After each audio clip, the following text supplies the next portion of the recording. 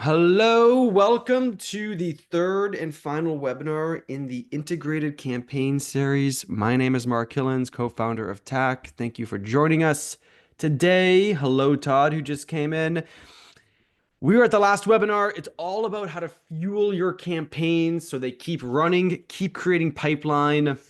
Today, we have two amazing guests who know a lot about the brand side, the creative side, the content side of marketing and go to market. I'll introduce them in just a moment. But if you have not picked up on their names, you can see them in the Zoom. I have M&Ms on the screen for a reason. But I also want to ask you and them, what is your favorite Halloween candy? I have three very young kids. They are so excited for Halloween, even though they've already had like three official Halloweens leading up to the official Halloween. But Melissa, I'll kick it off with you before we do the intro. What is your favorite type of candy? I'm a real big like fruity gummy, so Starburst, Sour Patch Kids, sour gummy bears, anything in that realm. Give me all of it. If you could only pick one though and have it for the rest of your life, which would it be? Sour Patch Kids, and I can even get more specific and say the blue ones. You and I are very similar then in that regard. That's probably, yeah, that's definitely top three for me. Maria, favorite candy. We are on the same page, my friends. Sour candy all day, every day. I would say Sour Patch Kids or those like blue strips that roll that are extra sour, blue Sour raspberry. Strip. Oh yeah, those are all day, every day.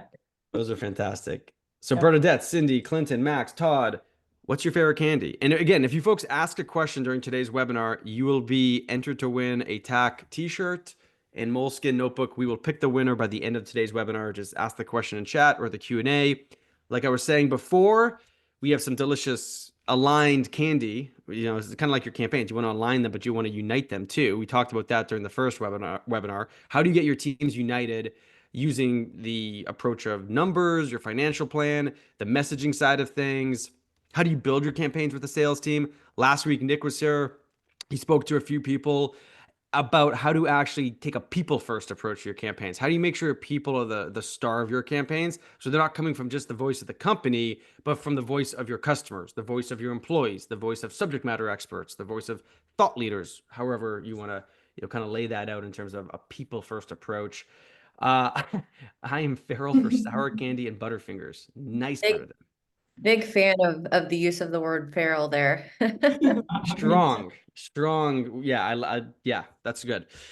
Today we're talking about fuel for your campaigns to keep performing. You could just fuel them with Sour Patch Kids and gummies, see what happens. But we got some really good things on tap. Before we talk about what's on tap and get really into it quickly, because we have a lot to cover, Melissa and Maria are the two guest experts today. They're both part of the TAC team. We've worked with them on many different customers. They have a great offer for you as well in terms of helping you think through your brand and content side of the house at your business. But Melissa, do you want to do a quick intro? Sure. My name is Melissa Meredith. I have been in the digital marketing world space, etc., for 12-ish years now. My specific focus and strength is within strategy, more specifically content strategy, which you'll see a little bit later on, diving into how you can take your brand and apply that specifically to your campaigns through a strategic content lens. Love it. Melissa and I've worked on many customers together. The last one has been CloudBees. If you know CloudBees, DevSecOps, DevOps, developer type, product. She and I have been working with them for some time. And Maria, please do an intro as well. Thanks, Mark. Hey folks, I'm Maria. I'm the co-founder and chief business officer at Kooth. My background is in brand and marketing and sales. So I started my career at Red Bull, as Mark mentioned earlier, really learned the power of brands, did a lot of field marketing, a lot of event marketing and retail marketing, and then got into the tech world at a wearable tech company called Whoop, based in Boston. So was one of their first enterprise sales hires and really helped turn that B2C brand into a B2B brand and sell on the enterprise front. So now work at a creative firm that really specializes in brand-led business strategy and growth. So everything we do is brand-led. We won't even work with a client unless they are prioritizing brand first. So excited to talk a little bit more about brand archetypes and brand identity and how we can really lean into those when it comes to campaigns. Love it. Yeah, Kuth and TAC have worked on many customers together. We've done a lot of research. They're fantastic at doing audience research as well. We talked about that in both the past webinars, how important it is to understand the who of your campaigns. It's Mhm. also important to understand the who of your brand. So this is what we're going to talk about today. Maria's going to kick it off. Brand archetype, activating it, how to create content that connects. That's going to be Melissa, putting it through the right channels. I'll end it with some thoughts and ideas on how to use your customers as fuel for your campaigns and kind of use this customer-led growth motion as well. So, Maria, let's get right into it. Strengthen your brand identity and archetype. You just let me know when you want to go to the next slide, and I will move it along for you. Yeah, let's do it. So always love a little opener first. We want to tie this webinar together with the other two. So we've talked about what an integrated revenue campaign is. We've talked about why they matter, how to track success, and how to activate the go-to-market team. So now what I'm going to cover is really looking inward at your company's brand, because what we want to do is surface and strengthen how your company can show up in the market and through campaigns. So our goal here is to drive awareness and engagement with target audiences in a way that matters and drives action. But before we can do that, we need to know who our brand is and how we're showing up.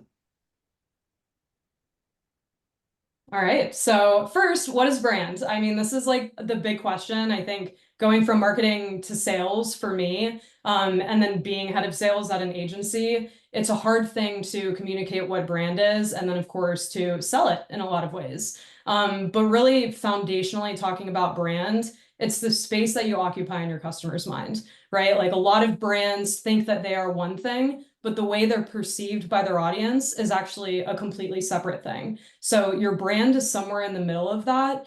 And something that I like to define brand as, and something that one of our designers on Kuth says all the time, is your brand is a tree in a sea of trees, right? And the trees with the strongest root systems are the ones that are going to flourish and grow the tallest and have the healthiest leaves.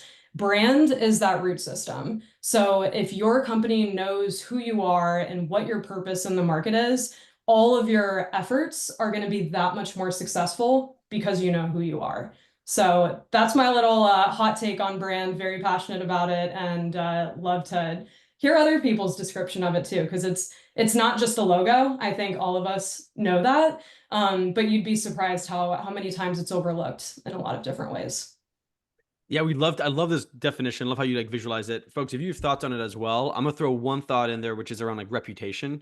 I think there's like, your brand has a reputation, and there's perception, reputation.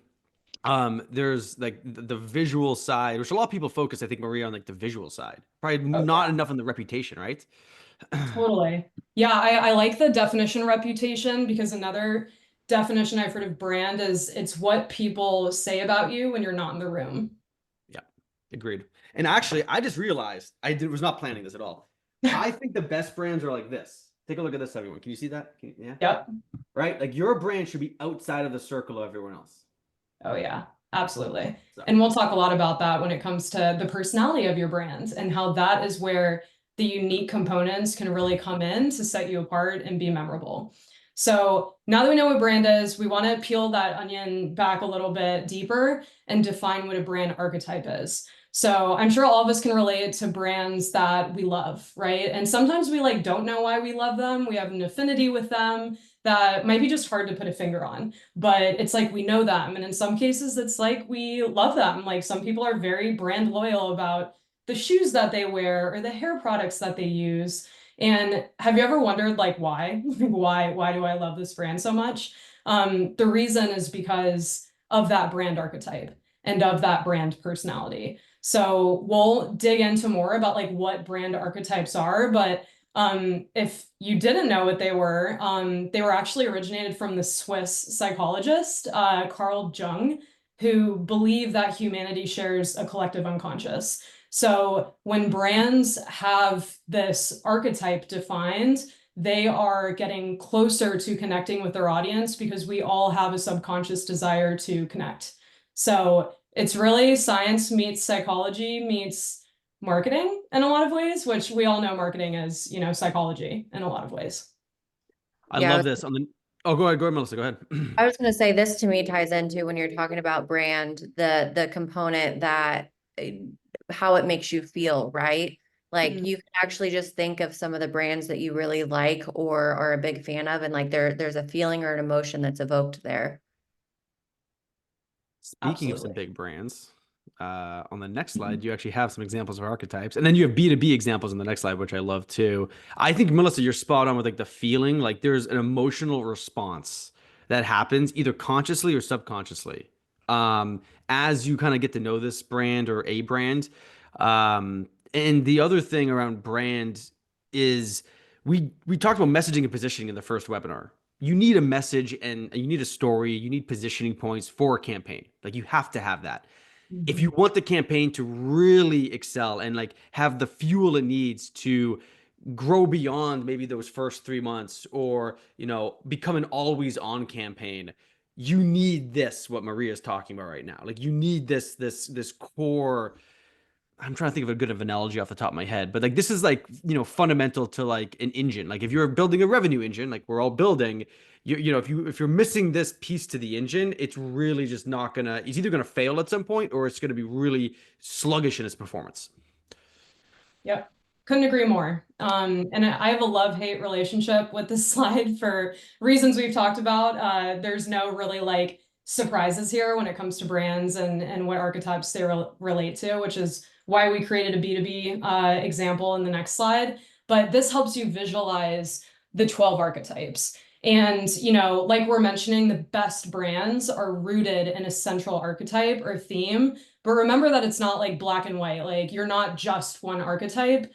You're complex as a brand, and you should have maybe one or two that show up in different ways that are true to who you are and resonate with your audience, right? And we'll talk about how to strengthen your brand archetype, but it's not about you. It's never about you. It's always about your audience and what they're looking for in a brand and how you're going to help them get there, right? So you might not be a creator just because your audience is a creator. It could actually be they're different than your archetype, but they need that archetype to get to where they want to be. So we'll talk a little bit about that too with the B2B examples.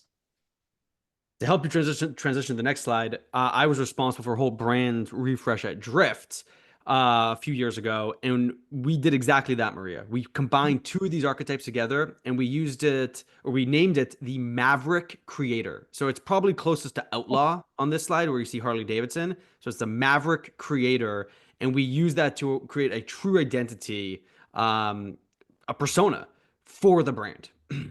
So good. I love it. And that's where the magic happens, right? I think it's not just like, oh, we're, the hero, but you never really have a think about why, or how does that show up in the market, or how does that get complicated when it comes to activating it, right? And all the best people have depth and have layers, and all the best brands do too. So when it comes to some B2B examples, these are three of my favorites. So as we all know, like B2B brands, the market is more saturated now than ever before. So, which is why it's so important to know who you are and to be able to really take advantage of that humanity that you have as a brand and how you're going to show up in the market and connect. So Pitch is my first example. We love Pitch at Kooth. If you haven't heard of it or tried it, I would definitely recommend it. They are the epitome of a creator brand. So very imaginative, very innovative. Even just looking at the colors here, you can tell that they are a creator, right? And they are also going to push that status quo, because the beauty about Pitch is that you have control.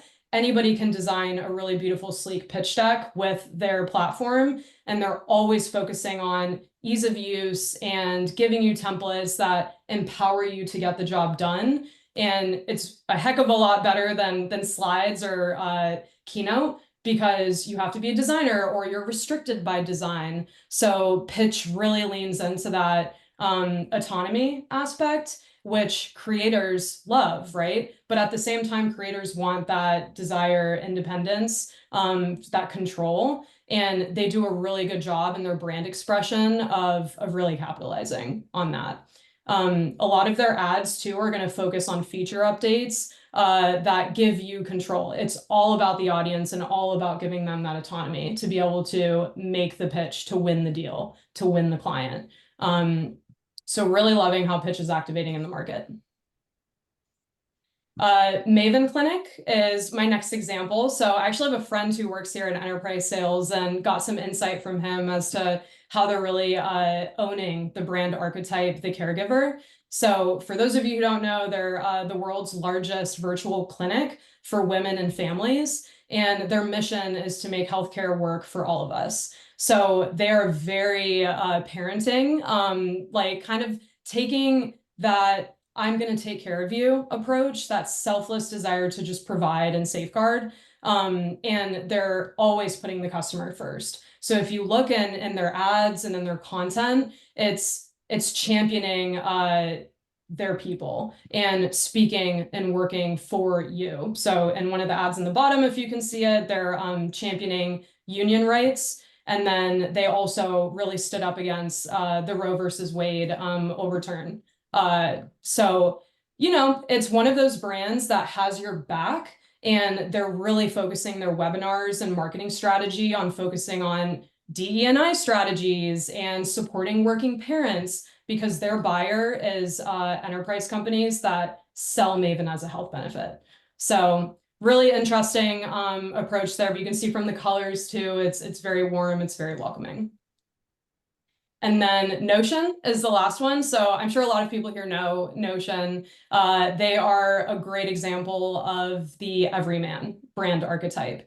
So they're a workspace platform that makes your life that much easier because everything is centralized. And they talk a lot about happiness and making things easy and work for you, not against you. They are kind of like that person next door who's very relatable, very down to earth, very supportive. And they're killing it right now in the marketing game. If you guys are in touch with Notion, they have this new event called Make with Notion. And it's a global conference that it's in San Francisco, London, Paris, Seoul, totally global. And they are making it inclusive to anyone in an organization who uses Notion and wants to bring people together to enable them how to use the platform to make their lives that much easier. So again, just another great example of a brand that's really leaning into their archetype. And you can see some examples of their visuals as well. Like I love their cartoon illustration style and even just their logo, their website. It's very clean. It's very approachable. Great examples. Like, because once you have this, you can then, and you can start campaigns before having the archetype. Don't get me wrong. A lot of businesses, right, Maria, like don't have the archetype figured out until like years later, maybe. Like they just don't prioritize it. Totally. It's one of those things, and we'll talk about that too. If you know you're thinking about your brand and you're like, I don't even know what archetype we are, like we'll give you some tactical methods to really have a think about what you are and how you can activate it. So The most important thing is what you said when it came to like Notion. They're doing that like tour to connect people. Like it is about like bringing people together and getting people to talk in a way that is around your brand. At the I mean, I think Red Bull is such an interesting example of this because they do all these crazy events. They have all these crazy things. I mean, like that's connection, isn't it? Basically, like oh yeah. Oh my gosh. I mean, Red Bull is so incredible because they own the rights to all of their events and everything they activate against, and they're very exclusive about using the Red Bull logo. Like you don't just see people walking around with the Red Bull logo, right? Like only athletes or only the Wings team, which is like the field marketing team. And when it comes to the events, like Red Bull Flugtag, Red Bull GRC, I mean, Formula One, like they own these entities and these assets that they can just continue to lean into and bring people together, give people wings. It's what they do. it's why you do this, right? The other is differentiation, obviously. Exactly. Yeah. And one of the stats, it's 95% of our purchasing decisions take place in our subconscious, which is absolutely crazy. And that means like a lot of the time people are relating to things, making decisions, subconsciously. So how can we really connect with our audiences in ways that are human? And that's going to be through your brand archetype. And we'll talk on the next slide about very specifics with how you can activate that archetype. But differentiation is going to be another big thing. We're talking a lot about not being boring. I think that was like one of the first takeaways from the last webinar. Be memorable, stand out, lean into your personality, because no one can take that away from you. And that's why your brand needs a personality. Your brand, and that's, we haven't mentioned that yet, but you just did. I'm glad you did, because having someone be able to describe the personality of a brand, it kind of like that actually could be the place you start. Like, just think about like, how would you describe your brand's personality? Or it's like, I built this, and like, how do people think about the personality of the brand versus then what we put on paper to define the archetype? Absolutely. Yeah. So well said. And when it comes to like refining your brand archetype, there's a few steps that you can take. Audience is going to be first. Mark, you mentioned customer interviews, audience interviews. Like, you have to understand who your people are. You have to dig deep to understand their motivations, their pain points, and you should be matching your brand's personality to what connects with them, given whatever it is you're selling, right? So take the time to talk to your audience, take the time to talk to customers. It sounds so simple, but it's insane how many companies have never formalized this in a way that derives insights and actually drives action. So that would be the first place to start for sure. The other thing is just going to be competition, right? Plays really well into your whiteboard, Mark. Like, look what everyone else is doing and select something that sets you apart. Take advantage. Yes, thank you. We love a visual. Get outside of that circle where everyone else in your industry is playing, and find a way that, you can be authentic to yourself and portray your values, but also be different. No one likes the same old, same old. And then brand purpose. So, brand is a living, breathing thing, as is marketing, right? Like, you might evolve as an organization. You might have defined a mission statement 20 years ago when you first started, but maybe that's different now, right? So if you're internal at an organization and you want to start to pulse check some of these things, ask these questions. Who are you? What do you stand for? Why? And really define like the purpose, the brand purpose that you're standing on, because that's going to help refine how you show up in the market. Awesome. I think this is my last slide. Yes, activating your archetype. So Melissa and Mark are going to crush it as far as the rest of the webinar and talk a little bit more specifically about all of these things. But some ways that you can really activate your archetype are as shown here. So voice, tone, and messaging. At the agency I used to work at, we would have whole scopes around building tone of voice, whole entire scopes around how your personality is defined and how that shows up in messaging. So really take the time to lean in there and use tones and words that are going to resonate with the identity that you're seeking to connect with. Visual identity is a huge thing. Like, that is the first impression in a lot of ways. That first hit on the website, that first ad that you see, how are you reflecting your brand's archetype in that identity? And think about energy, right? Like, just frankly, energy. What energy are you giving off when you see something? What is that first reaction? And again, it's an opportunity, right? Like, every touch point is an opportunity to connect. And if you're not, it's a missed opportunity. Next, customer and prospect experience. So super fun. We'll talk about this when it comes to actual tactics of activating a campaign, but how are you actually interacting with your customers? And what is the customer journey that they're going through? And how are you reminding them of the archetype that your brand is and continues to stay true to yourself throughout that experience for them? Because that's just going to help with brand loyalty in the long run. And then last thing, CTAs, right? CTAs can be really fun. I hate a boring CTA, right? Like, everyone, click here, book a demo, like, let your brand personality shine through in whatever way makes sense for your brand. So every time you're asking someone to do something, think about how you're translating and really asking them for that permission, right? And take advantage of it, lean into it in the best way, and always think about your archetype. Love this. Well, we can pivot to Melissa. Just one last point on customer prospect experience. The thing that most companies don't do well enough, once they develop their archetype, the persona, the personality, is they don't enable and basically train their company, especially the frontline people, about this archetype. And like, not everyone has to sound the same, but if you can provide some on demand or even some live training on a regular basis to your salespeople, to the marketers for sure, but like sales, CS, anyone customer facing, this can help them realize that look, like we are this creator brand.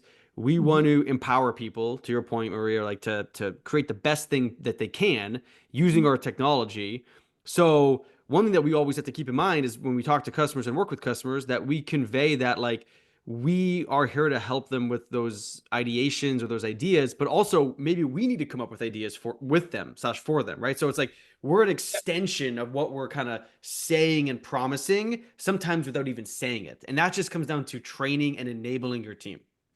Absolutely. Oh, bringing a brand archetype to life, like throughout the organization is a whole nother beast, but it's so, so important because it doesn't matter if it's on a PDF somewhere in an onboarding, if it's not getting trained and given feedback on, and again, it's living and breathing. So that needs to come to life through your employees. Absolutely. Yeah. Melissa, with stories, you can do it, right? Like that's where it's a great segue. Yes, absolutely. So I know Maria touched on not just your brand, but your brand archetype and really understanding who you are and what that means to you. And I'm going to tie that into content, right? So once you understand who you are, you can talk about the what behind what you're doing and the whys behind it as well. But we're also going to talk about this through the lens of something that was talked about in the previous webinar, which is people first, right? So putting people at the center of that, not just your brand and your own self, but also the people that are impacted by the what's of what you're doing. You just said the most important word, in my opinion, impact. Yes, absolutely. Absolutely. Maria touched on audience, competition, and differentiation from a brand perspective, right? So when you're talking about crafting your brand and crafting who you are, really understanding how you either align or stand apart from those things. But as we're looking at content and starting to kind of apply that, really understanding how you can come from a position that's value-based, and really emphasizing on that audience component, right? How are you providing value to your audience, but how are you doing that through your content? How are you speaking this into existence to them through your products and solutions?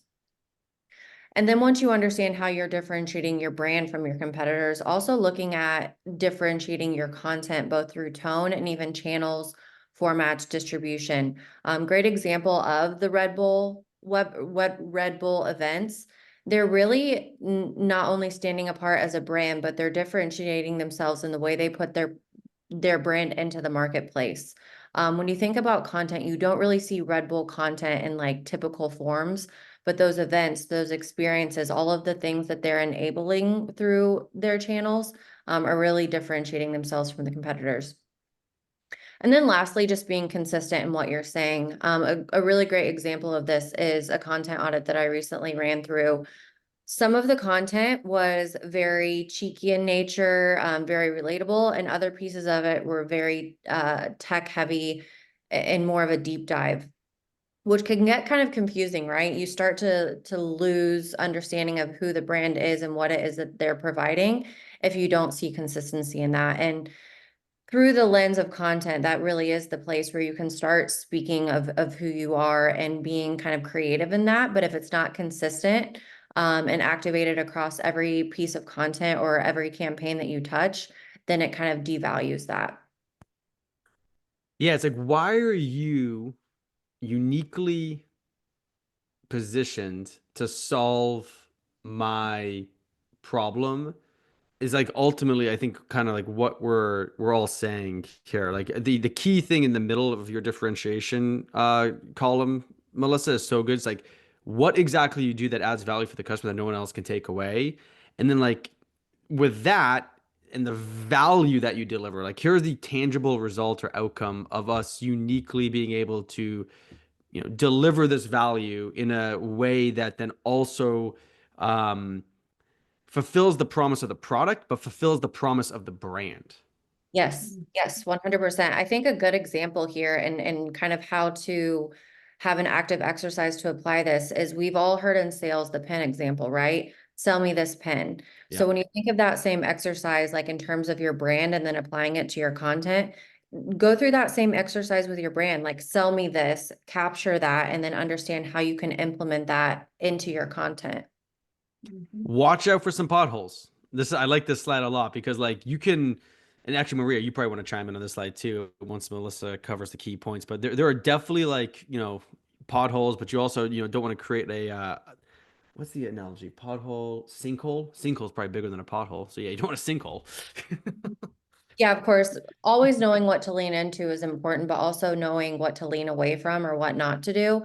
So if you're not clear in your purpose and vision, going into inconsistent branding, right? What you're saying isn't the only important factor there. It's like what you're seeing, what you're creating, going back to aligning to brand, right?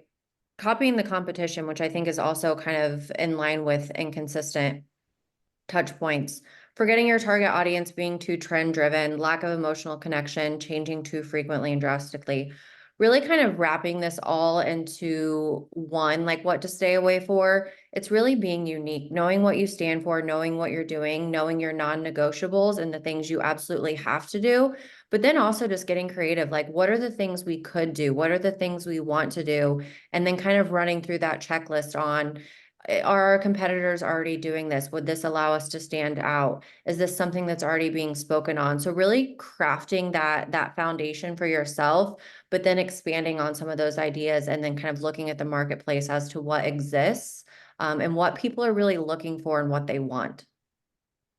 Yeah. One thing I'll add to this too, that we hear all the time working with startups is that they don't have competition. They're like, oh no one out here is doing what we're doing exactly. And it's like, no, I understand that, but they don't know who you are. So like, what is the status quo is a good way to get a founder to think about. What does the market landscape look like? What is the status quo that your audience believes to be true that their options are? Because the alternatives might not be another brand, it might be another process or another action that they're taking, right? So like really deeply understanding the status quo of what your audience is doing is going to help you, protect yourself down the line by assuming there's no competition out there. Yeah, I think that's a really good touch point too. And it's the whole, it's not what you say, but how you say it, right? You could be doing something completely different from your competitor, but if you're not really looking at how you're saying what you're doing, people are going to just automatically assume you're doing the same thing. So even if you're not intentionally copying, you may be by not really diving into that piece. Yeah. That's a great point. It reminds me of like the Maya Angelou quote that most of us know, I think, right? People won't remember what you say, do, etc. Like the feeling. Yep. Going back to that feeling, right? How you make people feel.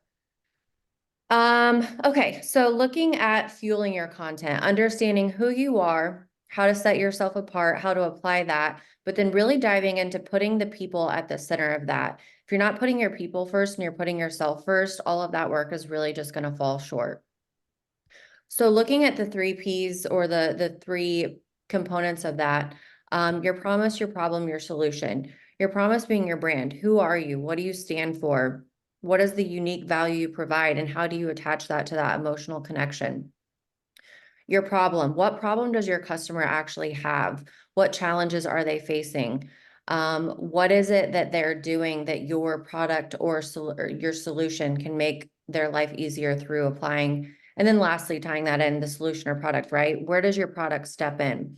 I think the line between the problem and solution is one of the things that is often convoluted a little bit and not differentiated well enough, which is what is the actual problem? A lot of times the solution is put in as the problem. And so when you're looking at actually telling a story and using that to fuel your content, really being sure to differentiate between the two and look at this as kind of a framework.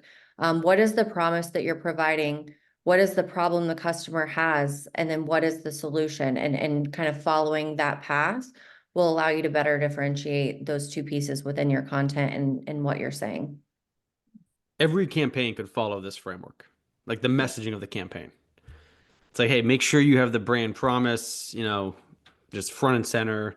Make sure you have, like, to your point, Maria, the right tone, the right visuals to go along with your campaign. But like, make sure this campaign is talking about, is addressing either directly or indirectly, like a problem that you help solve, in a way, right? And then the solution, right? And sometimes that's through a more top of funnel, nature, meaning like you need to get people aware of the problem more versus the people are already aware of the problem, and it's more a little bit like, hey, just confirming it and then going to the solution. Like it depends on your market maturity, the competition, a couple of other factors, but I think you could pretty much use this in like every campaign you run. Yeah, yeah. And I think the piece here too is as I'm talking about this, I'm talking about a very dialed in narrow lens, right? If you want to bring this out broader and really apply it to campaigns, you can make that promise or the brand the always on like campaign that runs across the year, right? And then breaking that into the problem campaigns and then how you talk about that and some kind of quarterly plan and then tying it into the solution and then using that same roadmap not just for what you're saying and how you're saying it, but really is the foundation of how you're creating your campaigns through the year to then also guide the supporting content that you need to fuel those campaigns. Very nice. Going back to people and audience, right? So if you look at your customer journey, you understand your audience challenges and then execute the appropriate customer research, your content should really exist within the center of that. Not just existing within the center, but understanding different formats, different touch points, different campaigns, and even timeliness of that within the customer journey. Something that is gated and is a very dense piece of content, you may not want to put at the top of your customer journey or as the first touch point in your campaign. You may want to move that further down the funnel. Also understanding customer research, right? If you're just writing a bunch of blogs or writing about something that your audience doesn't really resonate with or engage with, maybe you're on Facebook or you're on Instagram, but your audience is on LinkedIn or not even active on social. Really tying in that customer research to not just the content, but the distribution as well, and tailoring that content to meet those customer challenges and drive engagement and put the content where your people are. Well, yeah, it's like treating content like a product. I've talked a lot about this for a long time. Like you need to think about the positioning of your pieces of content, especially your cornerstone content assets. These assets that are the strongest like lead magnets, if you're familiar with that term, like the things that are gonna have the biggest magnetic force to pull people into your brand or into your website. And how do you position those, not just on your website or the landing page of the content or whatever? It's like, how do you position that, to your point, Melissa, in the right channel at the right point of the customer journey is super important. Yep. Yeah.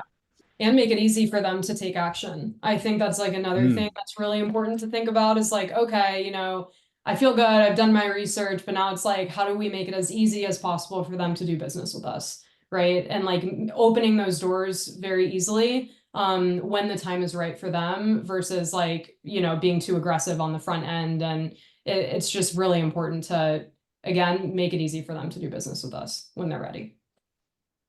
Yep, absolutely. So on this slide, really just trying to tie everything together, right? When we're looking at brand, we're looking at content, we're looking at campaigns. Talking about the brand and the promise being kind of that top of funnel type campaign, maybe always on campaign, and then the content that ties to that. So you're looking at more blogs, guides, on-demand content that kind of ties in the customer and their problem to your brand. So what are they looking for? What are their needs? And then who are you within that kind of helps fill that need? Moving into more of the middle funnel type of campaign that ties more to the problem, right? People researching, having questions, having challenges, having something that they have a need for, but they don't quite know how to solve or satisfy that need yet. So looking at more of the ebooks, the white papers, the webinars, the testimonials, and more of those middle of funnel campaigns that maybe are quarterly and more specifically tied to business goals, business objectives, et cetera. And then moving into the bottom, looking at your actual solution, the product you provide, that's where your case studies, your live demos, and even more of your monthly or quarterly campaigns come in. They're less about the customer or the brand promise and more about your specific product. So that's where having smaller pieces of content or more specific pieces of content and less of those always on campaigns comes in. The one thing noted here that's not touched on is kind of that ungated content versus gated content. I think a big component of that is not just what the content is, but again, tying that into what is the purpose of the campaign. You could have a white paper that technically is middle of funnel or even a case study that's bottom of funnel. But if the purpose is to drive brand awareness or have people engage with that, having it gated is just going to kind of remove that. So really understanding the objective of your content and how it's tied into your campaigns, and what you're trying to accomplish when considering the kind of gated versus ungated. Yeah, I mean, I think this is the 80-20 rule. 80% of your leads should come from 20% of the content, and that 20% of the content is gated. So 20% of your content is gated, 80% isn't. I know that's a little mental gymnastics there, maybe, because I just use 80-20, two different variations, but it's the Pareto principle, right? It's like 20% of the content's gated, it drives 80% of your leads. Like, it's just my opinion. I mean, But that, I think that's partly too where testing, right? Testing different formats of gating, different ways of gating, and even when you're looking at your channels, right? Having a paid campaign where you're testing gated versus ungated assets and looking at what conversion rate are you getting? Is there any kind of differentiation there?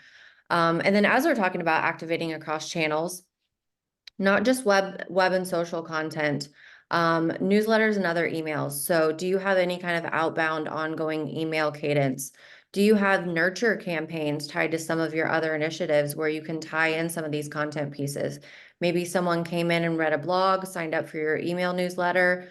Knowing what blog or being able to have the capability to know what piece of content brought them in and then put them into an email nurture that has associated content that really tells the story of your brand through that. Again, looking at your blogs and website, your website should really be the library for your user to not only get to know your brand better and your solution better, but also answer their questions. So again, putting the people at the center of that. What is the user journey? What are the different pieces of content? How are we helping them inform themselves and put ourselves at the center of that as the authoritative figure and the solution for their questions? And then lastly, the customer-centric multi-channel campaigns.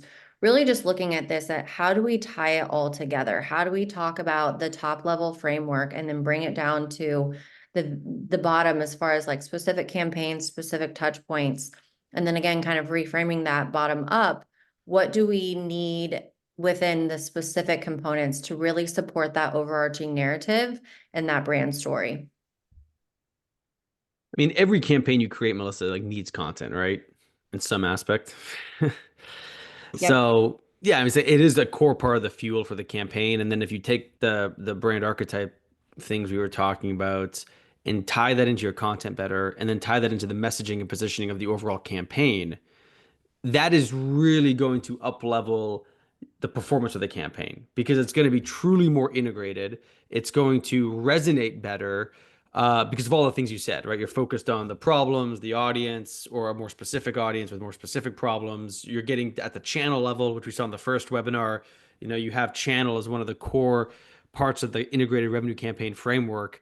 And then the last thing I'll say is that, yeah, you think of customers, to your point, as a channel. Like your customers, moving into the last couple slides now, are a channel for your campaigns, just like your employees, your sales team is a channel.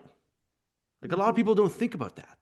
Like, wait a minute, we have to use paid ads, or we have to use some of the other traditional type of channels. But no, like your people, to your point around people first, are a channel.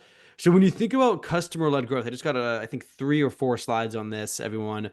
It's really a newer methodology that's about how do you work with your customers to first get them to value. Like step one is you got to onboard them and you got to see value. Step two is, all right, the people that are seeing value, getting the expected results, you fulfilled the promise, both with your product and your brand. How do you partner with them in a way, and I have some examples of how to do this on the next few slides, to extend that value for them, but also for you, the brand, the business. And then it's like, how do you go above and beyond? How do you make sure that it's not, the retention is not just hinging on the product, but it's the brand strengthens the retention of the customer. I see, Marie, you're shaking your head a lot on that one. Oh yeah. Oh yeah. Your best evangelist should be your customers, right? Like a referral or a recommendation from a friend and someone you know and trust is gonna do so much better than like cold outreach, cold outbound, right? Like you want people championing your brand and the experience that they had. Exactly. So if that's the methodology, right? Those are the three steps: onboard, partner, delight, to actually activate customer-led growth to help you drive revenue through your install base of customers, but also through new sales. To your point on referrals, Maria, there are a ton of tactical things that can go into this. If you take a look at this list, everyone, I'm sure you can name or point out a couple of things you're doing today or have done in the past to help with this. The key is how do you kind of organize these a bit better, either as part of your campaign or make them a campaign on their own. So for example, like references, I don't know if I would have a campaign that's just references, right? But like if you have a campaign that's geared more towards the bottom of the funnel, to Melissa's point, references is something that can be used to help that campaign deliver against its goals. The goal of the campaign is probably not just pipeline, but turning pipeline into revenue. So if we're really doing a hyper targeted campaign for open pipeline, I would argue references should be part of that. So that's a tactic of customer-led growth, right? So how do you prioritize these? That's probably a common question. The first thing you should do is what Maria was just saying, which is identify your advocates and champions. I'd argue advocates are different than champions. Champions have a higher degree of affinity and strong feeling and emotional response to your brand and product. But identify your advocates and champions, and then basically see out of all these things, which might be best to help you with your current campaigns. Like you just might be short on customer stories. Go ahead, Melissa. Yeah, I was going to say on customer communications and community management, I think that also ties into something we talked about early on, which is reputation, right? And that's also a really good area to look to, like what are online platforms? What are the customers saying about you? If you have a customer service or a customer support team, like what are those some of those communications looking like? And how can you take that and pull that out and integrate that into your campaigns, but also use that as fuel to better understand your own reputation within your community? Great point. It's a great point. Which is a nice segue into this next slide about marketing to your customers or advocates or champions versus marketing with. So you need to do both, right? At some scale, as your company grows, gets bigger, as you have more customers, especially once you reach a threshold of, there's really no magic number, but it's 50, say 50 customers, right? Like you're going to be marketing to them more. Once you have like 20, 15 to 20 customers, you're going to want to start marketing with those customers a good amount, right? Because like those are your first, basically your first indication of product market fit if you're at that end of the company journey of building a company. But once you get to that, say like 50 number, you have to figure out how to, traditionally use, say, customer marketing type things, which is some of the stuff you saw on the last slide. But some of it is also building a campaign, targeted at your customers. Again, a lot of people think, oh, I have all these campaigns. I got to use campaigns to create revenue for net new customers. The big unlock, like if you don't have a campaign going on right now this quarter, or in Q1, or if you haven't done one in a long time, say a quarter or two, build a campaign just for customers. And this goes back to webinar number 1, where we talked about how much revenue are you expecting to get from your existing customers, both on the retention side, like so you're growing revenue through just renewals, but also on the upsell or upsell cross-sell motion. If 50% of your revenue is expecting to come from some sort of customer number, you would want to have probably half your campaigns, at least close to them, that number, like going after your customers. And that's going to your advocates, going to your customers, versus all of your campaigns. This might be, maybe not everyone aligns with this, but my opinion is every campaign you have should have your customers involved in some way. Every campaign. It can be tricky, but like, for example, your brand campaigns, that's where you just have customers potentially be part of your podcast. Maybe you have a guest and you have your customer as a guest on your podcast, right? Maybe you have them in quotes, on your website, or quotes in your content, right? It doesn't have to be heavy-handed, but infusing their voice in the campaign is how you continue to fuel them. Any other thoughts though, Melissa, Maria, on this? No, I agree. And I think also leading with the customer story piece, right? Making that actually the front and center focal point versus the bottom of the funnel. Let me support this narrative, support this conversation with a case study or a customer story. Yeah, I totally agree. Get your customers involved, find out what makes them tick and how they want to help you, because if it comes naturally and they're a big champion of your brand, they're going to want to help you. And as a business, it's also way easier to upsell existing customers than to get net new customers. So find out ways to, allocate resources to explore what makes sense with your existing customer base, because it depends on who your customer is and what your relationship is with them too. We can't tell you, all the silver bullets, but you know your customer better than anyone. So really dig in to figure that out.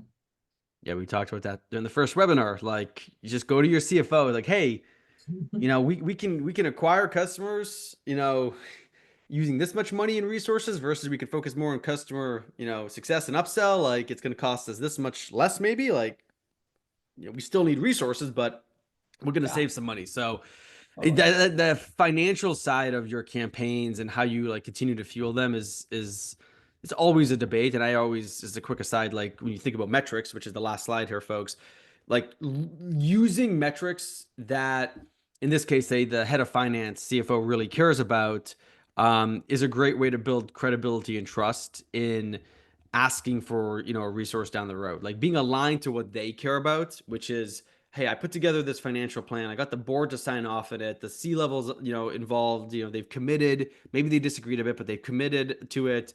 They're united, they're aligned. Like, how can we create campaigns to solve, or go after those numbers together versus thinking of it too in the weeds and like, hey, we want to do this because we think it's cool in the customer, but like, how does that help the business? Like that's the bigger point.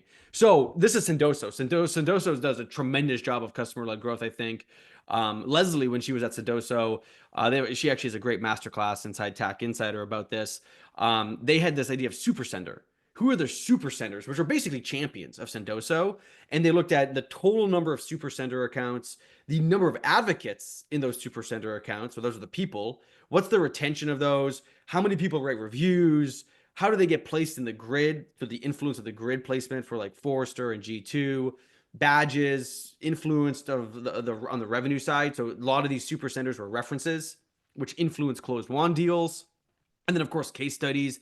She actually had about double the amount of metrics that I'm showing on this slide. But I pulled out the ones I thought were most relevant. And again, like if you show the CFO, like, hey, we have a campaign all about our customers. It's a super sender campaign.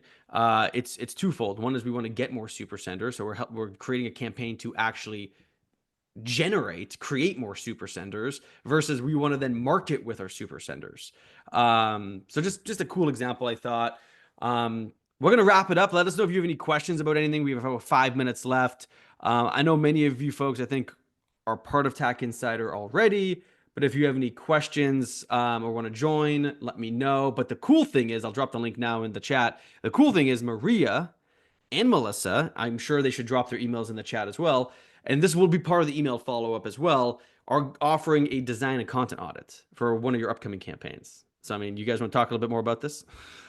Yeah, totally. If anyone out there is in the process of ideating, strategizing an upcoming campaign, or you aren't and you need help doing that too, we're here to help. So Kuth, we do design, we do strategy, and Melissa is a content expert. So we will come together and would love to meet with you and just chat about what you're working on and help you fill in any gaps you have.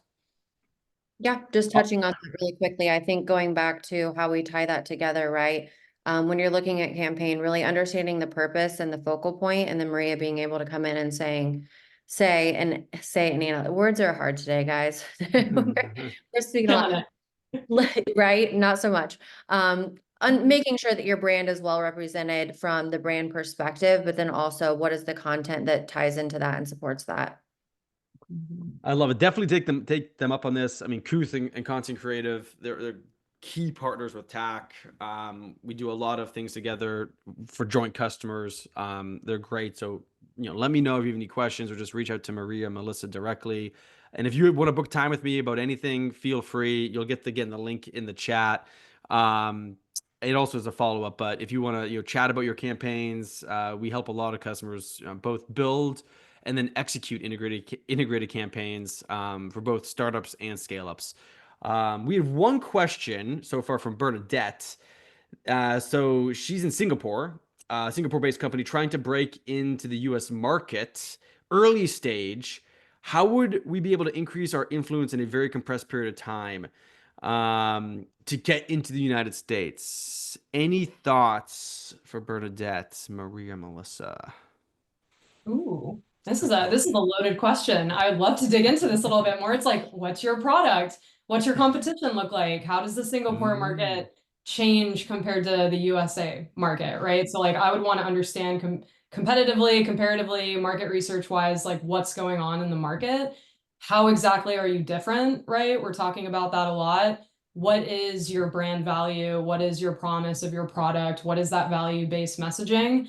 And who are you going after? Right. So I think there's some foundational stuff to define and understand as far as like we would want to know as marketers. And then we can help you kind of make the best strategic investment with your resources, because, you know, that's going to be important too. Like, what's the budget? What are we working with here? And what makes sense to focus on? So that's my quick hot take. My No, hot take. Oh, go ahead, Melissa, please. I was going to say my immediate instinct goes to competitive landscape as well. Understanding your competitors, what you're up against, and then how you differentiate. And then to the point of increasing influence in a compressed period of time, also understanding what channels they're occupying and whether or not you have the ability to be competitive within those channels, but also looking at if there's opportunities within channels that maybe they're not occupying that you can take over or really be the authoritative figure in. My short answer is partner-led growth.